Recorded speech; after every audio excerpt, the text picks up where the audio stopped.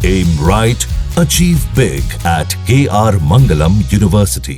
China का भी आपको रुख बता दें। ईरान और इजराइल के बीच इस युद्ध के बढ़ने के बाद चाइना ने अमेरिका को एक साफ शब्दों में चेतावनी दी है और कहा है कि अगर वॉशिंगटन अपनी ताकत का इस्तेमाल करता है तो ये ईरान की संप्रभुता का उल्लंघन माना जाएगा।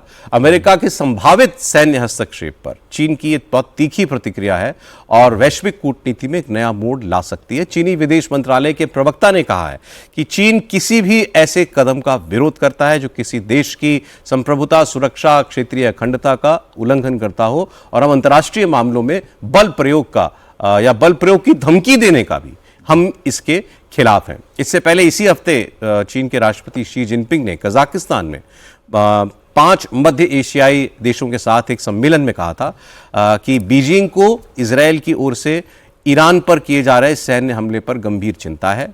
सभी पक्षों को चाहिए कि वो तुरंत तनाव करने और के लिए काम करें और स्थिति को और बिगड़ने से रोकें और इसके लिए अपनी भूमिका निभाने के लिए चीन तैयार है। मतलब वो कह रहा है हम बातचीत करा देंगे, हम मीडिएशन करा देंगे, यही। तो चीन ने भी ये कह दिया क्लियर कि भाई लड़ाई में तो हम शायद नहीं आए। तो मतलब अब ना रशिया आएगा ना चीन आएगा, सवाल ही नहीं पैदा होता। और चीन तो वैसे भी बिलीव नहीं करता फोर्स के यूज में। गालवान में तो उसका चाचा आया था ना जो करने के लिए वहां पर मैं कभी भी ताकत का प्रयोग नहीं। क्या बकवास करते हैं, सोचते नहीं है कि किन किन सारी दुनिया को मालूम है। सर चाइना कैनॉट गो इन। चाइना का लक्ष्य ईरान नहीं है सर। ईरान कल खत्म हो जाए, चाइना बोलेगा मेरा ध्यान तो ताइवान की तरफ। सॉरी टाइगर, मैं उस तरफ देख रहा था, तू गायब हो गया तो कोई बात नहीं, हो गया तो हो गया। He is not going to interfere और अमेरिका अब नहीं रुकेगा सर, मेरी बात मानिए। I been in this a long time कि हमने आपको शाहिद ड्रोन दिए, ये दिया। सर इंटरनेशनल रिलेशंस में अगर वफादारी नाम की कोई चीज है, अगर आप चाहते हो तो बाजार से कुत्ता खरीद लाओ, नहीं मिलेगी। आपने शुरुआत में कहा था कि इसने 2 हफ्ते क्यों मांगे, क्यों नहीं 2.5 दिन और 4 दिन? बिल्कुल,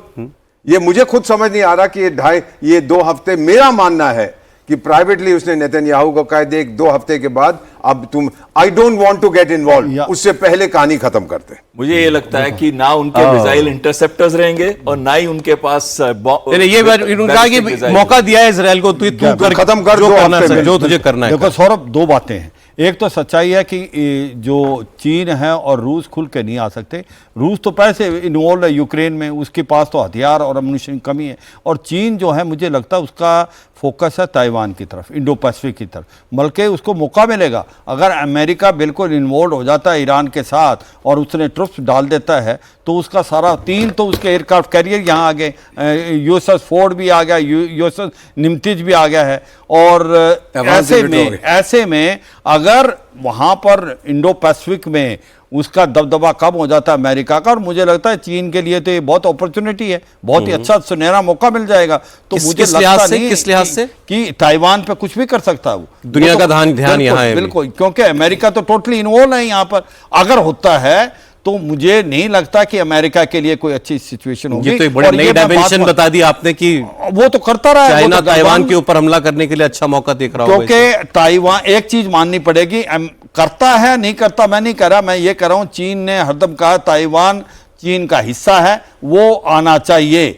अब अगर आप मौका दे रहे हैं सिचुएशन को, अमेरिका ईरान के साथ इन्वॉल्व होता है, इंडो पैसिफिक से अगर उसका ध्यान हटता है तो चीन एक्सप्लॉइट कर सकता है। ये एक क्वेश्चन मार्क है। रशिया और इजराइल के रिश्ते कैसे हैं? वेरी गुड, अच्छे रिश्ते, एक्सीलेंट रिलेशन। नहीं सर, गो अहेड। देखिए ऐसा है कि जहां तक जूश कम्युनिटी का सवाल है, रशिया के अंदर भी बहुत बड़ी एक तादाद है जूश कम्युनिटी की। बहुत सारे रशियन जूस भी माइग्रेट होके कहाँ चले गए, इजराइल के अंदर। तो इनका जो अपना तालमेल है पीपल टू पीपल वो है, बहुत अच्छा है। लेकिन अभी ऐसा है कि अगर आप ईरान की बात करें, ईरान ने इराक के साथ में 8 साल से ज़्यादा जंग लड़ी, लाखों की तादाद में इनके सैनिक मारे गए, लेकिन ईरान ने घुटने नहीं टेके तब भी। जबकि ये जो सपोर्ट चल रहा था, एक तरफ इराक को अमेरिका भी सपोर्ट कर रहा था और इजराइल भी बीच में इन्वॉल्व था, दोनों तरफ से इनकी कार्रवाई चल रही थी। अभी ये लोगों को मालूम होना चाहिए कि ईरान एक छोटा मोटा मुल्क नहीं है, उसकी पोटेंशियल है, एक सिविलाइजेशन है, एक उनका जज्बा है लोगों का, और इनकी अपनी जो कैपेबिलिटी है उन्होंने दुनिया को दिखाया है। आज के दिन में मिसाइल टेक्नोलॉजी में इनका मुकाबला नहीं है। अगर आप एक देश जो आप मान के चले जो इस प्रकार की मिसाइल बना सकता है, क्या वो न्यूक्लियर डिवाइस नहीं बना के बैठ गया अभी तक? अगर पाकिस्तान जैसा मुल्क आज से बहुत साल पहले बना गया, तो ईरान तो उससे ज्यादा पढ़ा लिखा मुल्क है, उनके पास अब ज्यादा सब न्यूक्लियर वेपन है या नहीं वो तो पता नहीं। अच्छा हो भी, अब ये तो कई बार ऐसा लगता है कि ये जंगें और ये सब खामखाई, ये कौन चलाएगा आज की दुनिया में न्यूक्लियर हथियार किसी के ऊपर, और चलाएगा तो उसका क्या हाल करेगी दुनिया। एनीवे, लेकिन सर सब जो भी एक हिंट ये कर रहे थे कि मिसाइलें तो हैं लेकिन अनलिमिटेड थोड़ी हैं।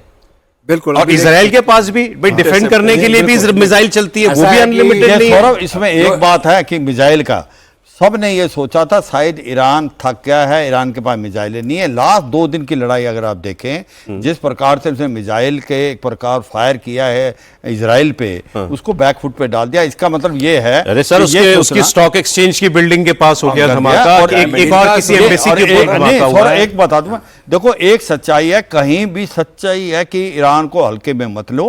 ईरान के पास अभी भी मिसाइल और रॉकेट और ड्रोन का भंडार है, वो इतनी जल्दी घुटने नहीं टेकेगा। और हमने सर, लेकिन एक मैं क्यों कह रहा हूं ये बात कि क्योंकि रशिया यूक्रेन वॉर में तो जमीन पे जंग हो रही है, उनके फौजें लड़ रही है, वहां टैंक लड़ रहे हैं, यहाँ पे कोई यहाँ तो सारी लड़ाई हवा से होनी है ना। दूसरा this can not go on indefinitely. अभी जो नहीं, इनका एस्टिमेट था कि ईरान के पास कोई 2500 से 3000 मिसाइल हैं, लेकिन आप समझते हैं कि उन्होंने एक वॉर फुटिंग में अपनी मैन्युफैक्चरिंग नहीं बढ़ाई होगी, जैसे रूस ने अभी बढ़ाई। क्या है कि मिसाइल बनाने में जो उसका केसिंग होता है उसमें कोई समय नहीं लगता है, उसके फ्यूल में कोई समय नहीं लगता, सिर्फ जो गाइडेंस सिस्टम है, गाइडेंस सिस्टम उसको इंटीग्रेट करने में थोड़ा समय लगता है। तो मेरा पक्का यकीन है कि अगर ईरान के पास इतनी मैन्युफैक्चरिंग कैपेबिलिटी है, हमास मैन्युफैक्चर कर रहा था कहां, वहां गाजा के अंदर। लेकिन अब इजराइल कहता है वो कहता है मैंने उसके आधे मिसाइल लॉन्चर ही बर्बाद कर दिए। मिसाइल बना ले, चलाएगा कहां से? मिसाइल लॉन्चर को फैब्रिकेट करना कोई ऐसी बड़ी बात नहीं है। कोई भी गाड़ी ट्रक ले आइए, आप उसके ऊपर वो रेल लगानी है, आपने रेल लगा के आप उसको लॉन्च कर सकते हैं। कहने का मतलब यह है कि don't underestimate Iran. Iran is a big country, technologically advanced हैं, वो पढ़े लिखे लोग हैं, unlike the other maulvis and all that. इनका मैं अगर आप आयतुल्ला खमानी की अंग्रेजी की स्पीच 6 जून वाली आप अचंभे में पड़ जाएंगे।